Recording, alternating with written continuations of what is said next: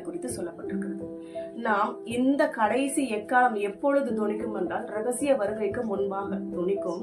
இது மிகுந்த அந்த ரகசிய வருகைக்கு தகுதி உள்ள அந்த பரிசுத்தவான்களுக்கும் யாரெல்லாம் ஆயத்தமா இருக்கிறார்களோ, யாரெல்லாம் அவர் சித்தம் செய்து அவருடைய வார்த்தைக்கு செவி கொடுத்து கீழ்ப்படிந்து அவர் வருகிற வரைக்கும் அவருடைய சித்தத்தை செய்து முடித்தார்களோ, அவர் யாருடைய இருதயமெல்லாம் அவருடைய வருகைக்காக காத்து இருக்கிறதோ, விழித்திருக்கிறார்களோ அவர்களுக்கு மட்டும்தான் இந்த எக்கால சத்தம் கேட்கும்.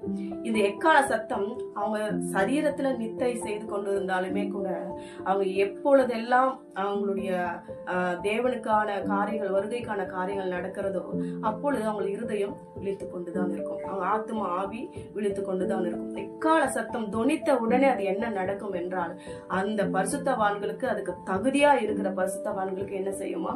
அது கேட்கப்படுமா? அப்பொழுது அவங்க என்ன செய்வாங்க?